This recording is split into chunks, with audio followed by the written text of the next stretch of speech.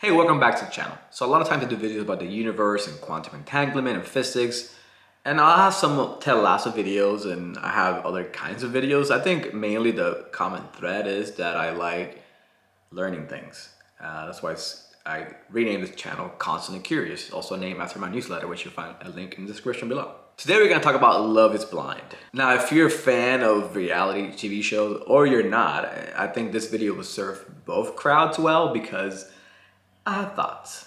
I have thoughts about Love is Blind specifically and about the premise behind it.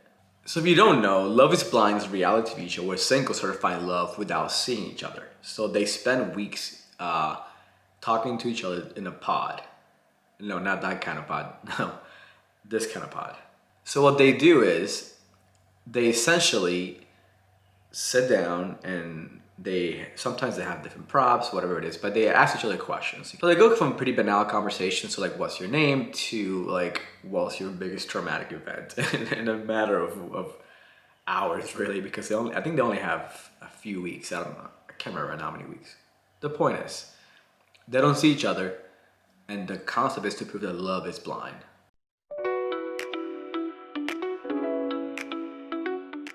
Now, I've watched all 6 seasons, and I have to say there's a major issue that undermines the premise of the show. Almost all of the contestants are incredibly fit and conventionally attractive. I mean, we're talking models here, and that's not representative of the average person. It's like they're trying to create an idealized aspiration rather than a genuine exploration of love. If the show is about whether love is truly blind or not, why do most of their contestants look like fitness models? And like I just said, the contestants, they all look super fit. Most of them are like, could be models, so supermodels. They all go to the gym, they all work out, they all eat right. It's not the average person. Okay, my neighbor's dogs are barking again. This is a constant thing in every video, unfortunately. And they may not stop for hours, so let's keep going. So is love truly blind? I think the answer is no. Physical attraction plays a significant amount in a relationship. It's not everything, of course. And it doesn't mean that people find the same thing attractive.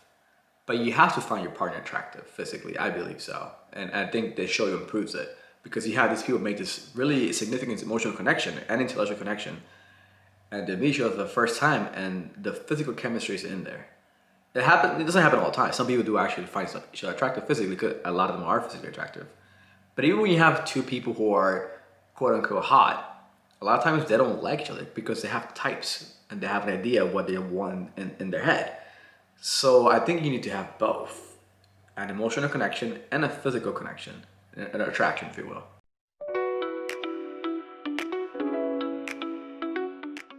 Watching super fit people on the show can affect our self-image.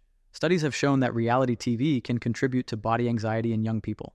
And let's be honest, it can be tough to watch these perfect bodies and not feel a little insecure. And even for someone like me who go to the gym, pretty regularly, I mean, come on, right? But seriously, I do go to the gym, here and there, like not as much as these guys do, but even someone like me who's, I think, relatively fit to some degree, when I see those guys with all the abs, sometimes I compare myself to them and I get some sort of anxiety, which I know it's not good. Comparison is not a good thing. I think that's the point of how these shows affect us mentally. We compare ourselves to this ideal that is not reality, right? It's not most people. Even people who have this positive body attitude sometimes feel anxiety watching these shows. Imagine somebody who's younger, who have all this pressure from society, from their peers in school, etc., to look a certain way. From TikTok even, right? Instagram influencers, right? People have these ideas, oh, I should look like that person. And I think shows like this one, unfortunately, make that pressure even more so.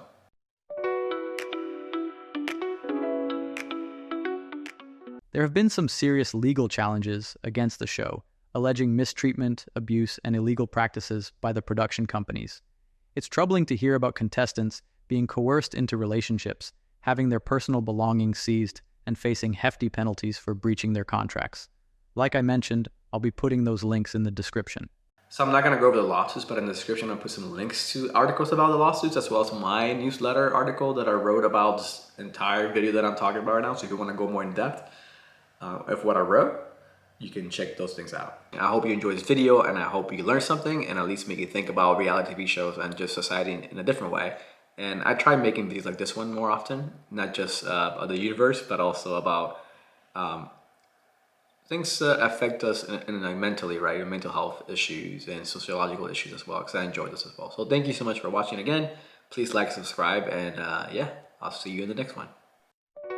So thank you so much for watching. I hope you enjoyed this video, and if you like videos like this one when I go more in depth about reality TV shows and just kind of sociological. So thank you so much for watching. If you want to watch, thank you so much for watching this. Thank you so much for watching. If you want more videos like this one, thank you so much for watching. Thank you so much for watching. I appreciate your time, and thank you so much for watching. If you want to